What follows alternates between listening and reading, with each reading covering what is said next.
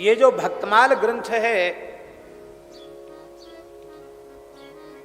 कल हमने भक्तमाल ग्रंथ के माध्यम से श्री कबीरदास जी का स्मरण किया था और उनके शिष्य श्री पद्मनाभाचार्य जी का स्मरण किया था। यह भक्तमाल ग्रंथ भक्ति काल की सर्वोत्कृष्ट रचना है। 16वीं सदी में हमारे सनातन धर्म में 2 कृतियां प्रकट हुई। एक का नाम है श्री रामचरितमानस और दूसरी कृति का नाम है श्री भक्तमाल। एक ही समय में लिखी गई।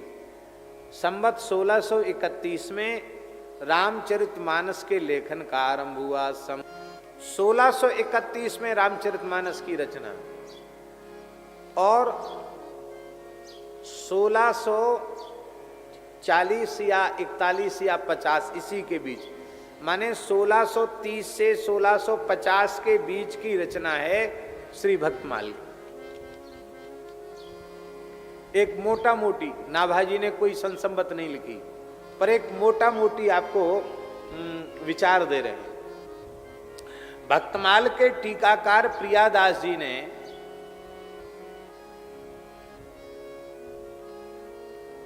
कवित्वबद्ध मनहर छंदों में कवित्वबद्ध टीका भक्तमाल की लिखी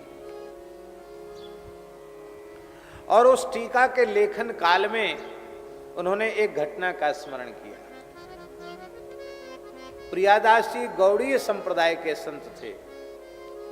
श्री चैतन्य महाप्रभु की परंपरा में श्री चैतन्य महाप्रभु के शिष्य श्री गोपाल भट्ट जी महाराज, उनकी परंपरा में उनके प्रशिष्य गोपाल भट्ट जी महाराज और श्री गोपाल भट्ट जी के शिष्य श्री श्रीनिवासाचार्य जी महाराज और उनके शिष्य श्री मनोहर दास जी महाराज और मनोहर दास जी के शिष्य प्रियादास जी महाराज, ये परंपरा है। तो गौड़ी परंपरा के गोपाल भट्ट गोस्वामी की पवित्र परंपरा के श्री प्रियादास जी एक महान रसिक सिद्ध संत हुए। तो प्रियादास जी महाराज विचरते विचरते, पहले संत विचरण खूब करते थे, विचरते विचरते जयपुर गए, गलता गद्दी गए। तो वहां गलता जी में जो झरना है ना गंगा जी, प्रियादास जी लिखते हैं कि मैंने जैसे ही वहां स्नान किया, स्नान करके तिलक स्वरूप धारण करके माला लेकर महामंत्र का जप करने बैठा, उसी समय नाभाजी प्रकट हो गए, साक्षात प्रकट हो गए, मूर्तिमान नाभाजी प्रकट हो गए। ध्यान में नहीं, स्वप्न में नहीं, जैसे आप हमारे सामने प्रत्यक्ष बैठे ऐसे नाभाजी सामने प्रकट हो गए। जैसे श्री दयालदास जी महाराज की गुरु निष्ठा पर प्रसन्न होकर धाम प्रयाण के तीसरे दिन ही श्री स्वामी रामदास जी महाराज ने प्रकट होकर दर्शन दिया, ऐसे नाभाजी प्रकट हो गए, साकार स्वरूप में प्रकट हो गए। प्रियादास जी वर्णन करते हैं, उनके चरण कमलों का हम ध्यान कर रहे थे और मैं अपने नाम से मुख से नाम का कीर्तन कर रहा था। नाभाजी प्रकट हो गए और कहा कि प्रियादास जी आप मूल ग्रंथ पर टीका लिखो। कैसी टीका लिखें, गद्य की कि पद्य की? और ये टीका के सहित ग्रंथ पूरे संसार में जग जाएगा, प्रकाशित हो जाएगा। प्रियादास जी ने कहा मैं जानता हूं मेरी बुद्धि कितनी है, फिर भी मैंने श्रीमद् भागवत में सुना है कि सुखदेव जी ने वृक्षों में प्रविष्ट होकर उत्तर दिया, सुकोहम सुकोहम सुकोहम। ऐसे ही हम वृक्षों की भांति जड़ हैं, आप मेरे भीतर प्रवेश करके टीका लिखवा लीजिए।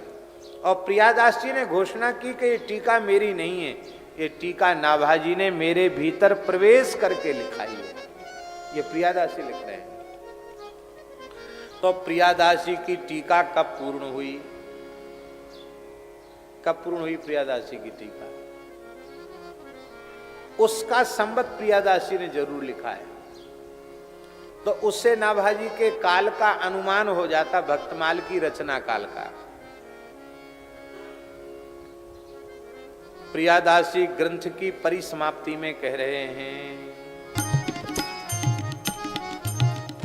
संबत प्रसिद्ध 10/7/69, 10/7 माने 17, माने संवत विक्रम संवत 1769 में फाल्गुन मास के कृष्ण पक्ष की सप्तमी तिथि को ग्रंथ पूर्ण हुआ। ये प्रियादास जी खुद टीका में लिख रहे हैं। माने 1769 में भक्तमाल ग्रंथ की रचना हुई, इसलिए प्रामाणिक रूप से फाल्गुन कृष्ण सप्तमी को ही भक्तमाल जी की जयंती मनाई जाती है, क्योंकि ये निश्चित तिथि ज्ञात है। अब नाभाजी ने अपने धाम जाने के 100 वर्ष बाद प्रियादास जी को दर्शन दिया। जिसने हमारी गर्भ में रक्षा की वही बाहर भी रक्षा करेगा, माने भगवान ही हमारे रक्षक हैं।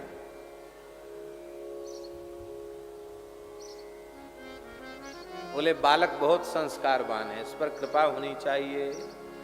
प्रियादास जी वर्णन कर रहे हैं, जैसे ही राम नाम का उच्चारण करके कील देवाचार्य जी ने जल का सिंचन किया, खुले चक नेत्र खुल गए और नेत्र खुलते ही जुगल जोड़ी संतों का दर्शन हुआ।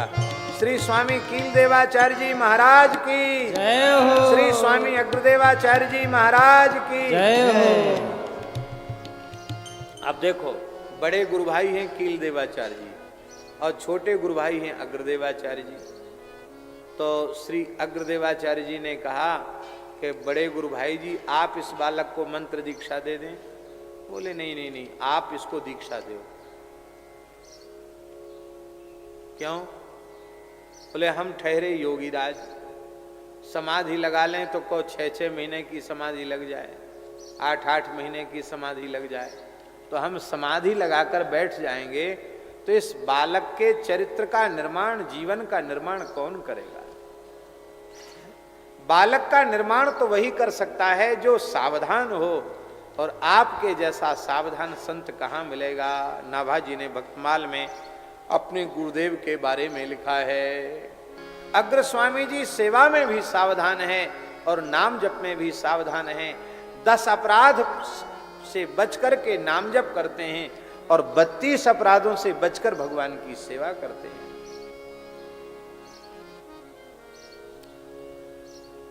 तो अग्रदेवाचार्य जी ने उनको गलता में ले आने के बाद, महाराज जी वहां बीच में मंत्र नहीं सुनाया, गलता जी ले आए और कुछ समय ब्रह्मचारी के वेश में रखा, फिर उनको बसंत पंचमी की पावन तिथि पर नाभाजी को विरक्त दीक्षा दे दी और उनका नाम रखा नारायण दास, ये नाम रखा। और नारायण दास नाम रख करके अब तो परंपरा थोड़ी थोड़ी बदल रही है हम लोगों के यहाँ भी। आज के 25-30 वर्ष पहले तक भी किसी संत के स्थान में वैतनिक सेवक नहीं रखा जाता था। रखा जाता था क्या? साधु ही सब करते थे, भंडार बना लेते साधु, सफाई कर लेते साधु, बर्तन मांज लेते साधु, लकड़ी फाड़ लेते साधु, सब सेवा संत ही कर लेते थे। बड़ी से बड़ी सेवा संत कर लेते थे, सब संत ही सेवा करते थे। गौ सेवा, अतिथि सत्कार, सब सेवा संत करते थे। पुराने जमाने में साधुओं की टकसार के अनुसार किसी भी संत के विरक्त के स्थान में साधु गया आसन लेकर के, आओ महाराज विराजो, आसन लगा लो, तो आसन धरते ही साधु पूछता था, महाराज जी सेवा बताइए। बोले भाई नियम है, 3 दिन तक सेवा नहीं बताई जाती है, आरती स्तुति में खड़े रहो और बस प्रेम से अपना भजन करो, कोई सेवा नहीं। तीसरे दिन फिर वो साधु कहता था, महाराज जी सेवा बताइए, हम यहाँ रहना चाहते हैं। तो यदि उसको रखने की इच्छा महंत जी की नहीं होती थी तो कहते, महाराज हाथ जोड़ते हैं, यहाँ सेवा नहीं है। सेवा नहीं का मतलब है अब यहाँ से आज्ञा हो गई, जाओ। ये नहीं कहा जाता था कि चले जाओ। अब उल्टा हो गया, अब सेवा न बताओ तो जीवन भर पड़े रहें, सेवा बताओ तो चले जाएं। समय में बहुत परिवर्तन हो गया। तो नाभाजी को श्री गुरुदेव अग्रदेवाचार्य जी महाराज ने सेवा में लगा दिया। क्या सेवा? बोले संतों की पत्तल परोसो, जल परोसो, और जब संतों की पंगत हो जाए तो उनकी पत्तल में जो प्रसाद के कण बच जाते हैं उन्हीं को बटोर कर शीत प्रसाद संतों का लेना, नित्य संत चरणामृत लेना, नित्य संतों का शीत प्रसाद लेना, ये आज्ञा अग्रदेवाचार्य जी ने दी। और बचे खुचे समय में वे गुरु जी की सेवा करते थे। माने गौ सेवा, संत सेवा, ठाकुर जी की भी सेवा और श्री गुरुदेव भगवान की सेवा, चारों सेवाएं बालक नारायण दास नाभाजी करते थे। लिखा नहीं कितना समय बीत गया, पर हम समझते हैं कि 5 वर्ष की आयु में विरक्त हुए, कम से कम 10 वर्ष भी लगाओ, अथवा 12 वर्ष भी लगाओ, तो 5, 5, 15 और 16, 17, माने 15-16 वर्ष की आयु में ही नाभाजी सिद्ध हो गए। 16-17 वर्ष की आयु में सिद्ध हो गए। एक समय की बात है, अग्रदेवाचार्य जी महाराज मानसी सेवा में बैठे थे। मानसी में अपने युगल श्री सीताराम जी की सेवा कर रहे थे। उसी समय अग्रदेवाचार्य जी महाराज का एक शिष्य जो बड़ा वैष्णव था, बड़ा साधु सेवी था और बड़ा व्यापारी था, जहाज से उसका विदेशों में व्यापार चलता था, हीरे जवाहरात का व्यापारी था। राजस्थान में ये सब परंपरा बहुत पहले से रही है। उसका जहाज तूफान में फंस गया और उसने आर्त भाव से अपने गुरुदेव को पुकारा, हे गुरुदेव रक्षा करो हमारी। समर्थ गुरुदेव ध्यान में सेवा कर रहे हैं, किंतु शिष्य ने पुकारा तो शिष्य की पुकार गुरुजी के भीतर तक चली गई और गुरुजी अपने भाव में देह से समुद्र के किनारे पहुंचे। पर गुरुजी समुद्र के किनारे पहुंचे इसके पहले पहले पंखा झलते हुए 15-16 वर्ष के किशोर नाभाजी ने गुरुजी के अंतःकरण की स्थिति भी देख ली, शिष्य पुकार रहा है यह भी देख लिया, हजारों कोस दूर समुद्र के तूफान में क्या घटना घट रही वो भी देख लिया, और यहीं खड़े खड़े गलताजी में खड़े खड़े अपने पंखे की झोंक से पंखा झल करके ही समुद्र के तूफान की दिशा बदल दी और जहाज को समुद्र के किनारे पहुंचा दिया। अब शिष्य की विपत्ति तो दूर हो गई और गुरु महाराज अग्रदेवाचार्य जी पधारे, समुद्र का दर्शन करने लगे। यह भी भगवान की विभूति है। सरसाम अस्मि सागरः, ये भगवान की विभूति है। भगवान के श्रीअंग का वर्ण समुद्र के जैसा ही है। ध्यान करने लगे तो नाभाजी ने उसी अवस्था में गुरु जी को साष्टांग प्रणाम करके कहा, गुरुदेव शिष्य की विपत्ति आपकी कृपा से दूर हो गई है। आप जिन अपने आराध्य युगल सरकार सीताराम जी की सेवा कर रहे थे, हैं, पूरी सेवा हो चुकी है। अब उनको पुष्पमाला धारण कराने के लिए आपने जैसे ही माला उठाई धारण कराने के लिए, और उसी समय युगल सरकार ने मस्तक झुकाया, और मस्तक झुकाया इसी बीच में आपके शिष्य ने पुकारा तो आप समुद्र के किनारे आ गए हैं। पर भक्त वांछा कल्प तरु युगल सरकार सीताराम जी महाराज आपके कर कमल से पुष्पमाला को श्री कंठ में धारण करने के लिए अब तक मस्तक झुकाए बैठे हैं। कितने सुकोमल हैं, उनके मस्तक में पीड़ा हो जाएगी। आप कृपा करके अपने आराध्य को माला धारण करा दीजिए। ये कहा आपने। अब समाधि की स्थिति में बाहर का शब्द तो सुनाई नहीं पड़ता। नाभाजी भी मौन पंखा झल रहे हैं, लेकिन भाव राज्य में क्या आध्यात्मिक जगत में, सूक्ष्म जगत में वे सारी घटनाएं घटित हो गई। आपने ठाकुर जी को माला धारण कराई, आरती किया और नेत्र खोले। नेत्र खोल करके कहा, क्या कहा? श्री स्वामी अग्रदेवाचार्य जी ने नेत्र खोलकर देखा, कहा अरे कौन बोला? मैं एकांत में बैठकर ध्यान कर रहा हूं, ये कौन बोला? तो नाभाजी ने ये नहीं कहा कि आपका चेला बोला। क्या बोला?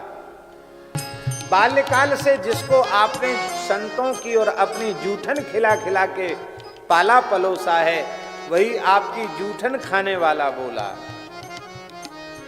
गुरु जी के रोम रोम खिल गए, नेत्र भर आए और कहा आश्चर्य है तुम्हारा यहां तक प्रवेश हो गया। शिष्य के मन में क्या विचार उठ रहे हैं उसे गुरुजी जान जाएं तो कोई आश्चर्य नहीं है, पर गुरुजी की समाधि की अवस्था में उनके भाव राज्य की, आध्यात्मिक सूक्ष्म राज्य की घटना को शिष्य प्रत्यक्ष की तरह देख ले और यहीं राजस्थान गलता में खड़े खड़े हजारों कोस दूर के समुद्री तूफान को केवल पंखे की हवा के झोंके से बदल दे। नाभाजी ने कहा कि आपकी आज्ञा तो सिरोधार्य है, पर आप आज्ञा करें तो मैं राम जी का यश गा सकता हूं, कृष्ण भगवान का यश गा सकता हूं, क्योंकि वाल्मीकि रामायण आदि का आश्रय लेकर के राम जी का चरित्र लिखा जा सकता अपनी भाषा में, भागवत आदि ग्रंथों का आश्रय लेकर कृष्ण चरित्र लिखा जा सकता, किंतु संतों का चरित्र लिखना बहुत टेढ़ी खीर है। क्यों? बोले इसलिए कि नहीं पाऊं भक्त दाऊं को। भक्तों के भाव विलक्षण, उन भावों को समझ पाना बहुत कठिन है। अब देख लो, श्रीमद् भागवत प्रमाण है, 6 मनवंतर बीत गए मार्कंडेय जी को उपासना करते करते। कितने? 6 मनवंतरों का काल, 6 बार इंद्र बदल गया उनके सामने, सारी ब्रह्मांड की व्यवस्था 6 बार बदल गई और महात्मा तपस्या में लगे हुए 6 मनवंतर तक। और जब भगवान प्रकट हुए बोले वरदान मांगो, बोले महाराज हम सुनते हैं कि आपकी माया बड़ी प्रचंड है, पर हमको तो इतना समय भजन करते करते हमको पता ही नहीं चला माया कैसी है, क्या होती है आपकी माया। सो आप कृपा करो अपनी माया का दर्शन हमें कराओ। लो, लोग माया से बचना चाहते हैं और 6 मनवंतर तक भजन करने के बाद कहते हैं हमको माया का दर्शन कराओ। ठाकुर जी मुस्कुराने लगे, बोले भैया महात्मा बड़े बेढब होते हैं, विचित्र होते हैं। बोले ठीक है माया दिख जाएगी। और एक दिन अपने अग्निहोत्र के लिए यज्ञशाला में बैठे थे, कहा नारायणाय नमः स्वाहा। अभी स्वाहा में आहुति साकिल्य की छोड़ी थी, उस प्रज्वलित अग्नि में साकिल्य तिल जो चावल जल नहीं पाया, इसी बीच में उन्हें महाप्रलय का अनुभव हो गया, लाखों करोड़ों वर्ष का अनुभव हो गया। ओ महाराज कितने समय तक समुद्र में पड़े रहे, किसी मगरमच्छ के पेट में चले जाते, फिर बाहर निकल जाते। फिर भगवान बालकृष्ण प्रभु बटपत्र साई प्रभु का दर्शन हुआ करा और बालमुकुंद भगवान के हंसते ही उनके मुख में चले गए। फिर लाखों करोड़ों वर्ष भगवान के पेट में रहे, तरह तरह के लोक देखे, ब्रह्मांड देखे, अपना आश्रम भी देखा, अपने आश्रम में भी रहे बहुत समय तक। और फिर जब भगवान हंसे तो फिर बाहर आ गए। तो क्या देखते हैं कि हम अपने यज्ञ के लिए, अग्निहोत्र के लिए बैठे हैं और जो आहुति हमने डाली थी वो जल नहीं पाई पूरी, और इतने बीच में इतना बड़ा अनुभव हो गया, कांपने लग गए, पसीना पसीना हो गए मार्कंडेय जी। भगवान चतुर्भुज रूप में सामने प्रकट होकर मुस्कुराने लगे, बोले बाबा जी देख ली हमारी माया। अरे बोले महाराज खूब जिग गए कई बार में, विचित्र है आपकी माया। तो एक 6 मनवंतर तक भजन करके माया देखना चाहते हैं, और सुखदेव जी महाराज जन्म ही नहीं लेना चाहते हैं, कहते यहाँ भजन बहुत बढ़िया बन रहा है। क्यों? बोले बाहर आते मैं भूल जाऊंगा आपको, इसलिए पेट में भजन बन रहा तो पेट में ही रहना है। माया के डर के मारे जन्म ही नहीं लेना चाहते। तब भगवान बद्री नारायण ने प्रकट होकर के कहा सुखदेव जी तुम्हारी वाणी का आश्रय लेने वाले माया से मुक्त हो जाएंगे, तुम क्यों माया से डरते हो? भक्त भोले होते हैं। महाराज जी 2 महात्मा थे, एक राम जी के अनन्य भक्त थे, एक भगवान कृष्ण के अनन्य भक्त थे। और संतों में प्रेम तो होता ही है, दोनों भाई गुरु भाई की तरह विचरण कर रहे थे, दोनों मित्र थे, ब्रज यात्रा कर रहे थे। तो यमुना जी के तीर पे चले, बड़ी सुंदर हरी हरी घास दिखाई पड़ी। तो जो राम जी के भगत संत जी थे बोले वाह क्या सुंदर हरी हरी घास है, हमारे राम जी के घोड़े यहाँ चरेंगे। चारों लाल जी बैठते हैं ना घोड़े पर, राम लक्ष्मण भरत शत्रुघ्न, तो लाल जी के घोड़े हमारे सरकार के घोड़ा यहाँ चरेंगे। इतना सुनते ही कृष्ण उपासक संत बोले, अरे खबरदार, ऐसी बात बोली तो राम जी के घोड़ा काहे को चरेंगे, हमारे ठाकुर जी की गैया चरेंगी, हमारे कन्हैया की गैया चरेंगी। अरे तेरे कन्हैया की गैया कहाँ ते चरेंगी, हमारे राम जी के घोड़ा चरेंगे। ना वहाँ गैया और ना वहाँ घोड़ा, और दोनों साधुओं की लड़ाई हो गई। महाराज चिपिया कमंडल उठ गए एक दूसरे पर प्रहार के लिए। ठाकुर जी रीझ गए, राम कृष्ण भगवान दोनों ही प्रकट हो गए। बोले देखो तुम दोनों के ठाकुर हम हैं, हम कृष्ण हैं, ये राम जी हैं, ये मैं राम जी हूँ, ये श्री कृष्ण हैं, हम दोनों में झगड़ा नहीं, तो तुम लोग झगड़ा क्यों करते हो। अरे बोले ये कहता है कि यहाँ गैया चरेंगी गोपाल जी की, क्यों चरेंगे, आपके घोड़ा चरेंगे यहाँ। बोले हाँ बिल्कुल ठीक कहता है, ये कहता हमारे गोपाल जी की गैया चरेंगी, राम जी के घोड़ा क्यों चरेंगे। तो राम कृष्ण भगवान ने कहा कि देखो ऐसा है कि जमुना जी के दो तट हैं, एक ये तट है, एक पल्ली पार वाला तट है। तो एक तट पर कृष्ण भगवान गैया चरा लेंगे, एक तट पर राम जी अपने घोड़ा चरा लेंगे। हाँ बोले तो ठीक। तो भक्तों के भाव विचित्र होते हैं, कोई किसी भाव का उपासक है, कोई किसी भाव का उपासक है, और अपने अपने भाव में सब परिपूर्ण है। इसलिए संतों को पहचानना, संतों की सेवा करना, ये बहुत कठिन काम है। तो महाराज अग्रदेवाचार्य जी ने कहा तुम चिंता मत करो, जिन संतों की जूठन खाने से, चरणामृत लेने से तुम्हारे में ऐसी चमत्कृति आ गई है, वे संत ही तुम्हारे ध्यान में प्रकट हो करके अपने स्वरूप का प्रकाश करेंगे, और फिर तुम्हारे ध्यान में जो जो आचार्य आवे उनको तुम लिख लो। इसलिए नाभाजी पर यह आरोप नहीं है कि नाभाजी ने अमुक संत का चरित्र क्यों नहीं लिखा। उनके काल में भी बहुत से महापुरुष थे। उनके गुरुजी ने कहा वे ही आए कहें सब, जिनले दिखाई दई सागर में नाव को। जिन्होंने यहीं खड़े खड़े गलता में आपको समुद्र में जहाज का दर्शन करा दिया, वे ही संत तुम्हारे ध्यान में आकर अपने चरित्र का प्रकाश करेंगे। तो नाभाजी के ध्यान में स्वतः संत प्रकट होते थे, तो जो जो संत उनके ध्यान में आए उनका चरित्र उन्होंने लिखा, जो ध्यान में नहीं आए उनका चरित्र नहीं लिखा। एक प्रेमी ने हमसे पूछा कि गुरु नानक देव जी उसी समय थे, उनका चरित्र क्यों नहीं लिखा। ये तो बड़ा भेदभाव किया, और भी कुछ नाम बताए, उनका क्यों नहीं लिखा, उनका क्यों नहीं लिखा। तो हमने कहा आपने ग्रंथ ठीक से नहीं देखा। गुरु जी वो स्वयं कह रहे थे कि भक्तमाल लिखने में कोई न कोई भक्त छूट जाएंगे तो भक्तापराध हो जाएगा। बोले तुमको अपराध नहीं होगा, क्योंकि तुम्हारे ध्यान में जो प्रकट होकर दर्शन देंगे उनका चरित्र तुम लिखना। और ऐसा ही किया। इसलिए भक्तमाल के स्मरण में क्रम नहीं है। ऐसा नहीं कि पहले गुरुजी का चरित्र कहें फिर चेला का। कई बार शिष्यों का चरित्र पहले आ गया, गुरुजी का पीछे आया। ध्यान में जिसने पहले प्रकट होकर के दर्शन दिया उसका पहले उन्होंने स्मरण कर लिया। ये नाभाजी की लेखनी है। और नाभाजी का भक्तमाल एक प्रकार से प्रेरक ग्रंथ है, ये प्रेरणा है। महाराज जी इस भक्तमाल ग्रंथ के बाद अनेक भक्तमाल लिखे गए, पर सब भक्तमालों का उपजीव्य प्रेरक श्री नाभाजी का भक्तमाल है। उसी भक्तमाल के बाद भक्त चरित्रों के लेखन की पवित्र परंपरा आरंभ हुई। इसके बाद जो है आपने दशावतार का भी स्मरण किया है और सद्गुरुदेव भगवान का ध्यान किया है। बहुत सुंदर साखी है। और नाम की एक परंपरा बताई है। नाम की परंपरा क्या है? बोले पहले भगवान शंकर ने राम नाम लिया, फिर पार्वती जी को दिया, और उनको जो है उस नाम को लेकर सुआ भागा, सुखदेव जी भागे हैं, और उन्होंने उधर माँ ही राम लिव लागा। सुखदेव जी ने भी पेट में राम नाम से लो लगाई, और बाहर आए बसे पन जाई, राम नाम सो प्रीति लगाई। सुखदेव जी ने जन्म लेने के बाद ही राम नाम से प्रीति लगाई।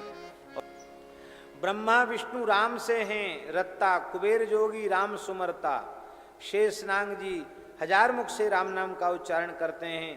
नारद जी राम नाम के रस को पीते हैं, सनकादिक इस रस का पान करते हैं।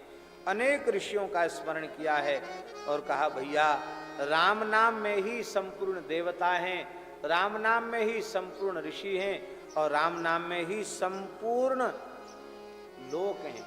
राम नाम में ही चारों पुरुषार्थ हैं, अर्थ धर्म काम मोक्ष सब राम नाम में हैं। और महाराज जी सबके सब अवतार भी उसी में हैं।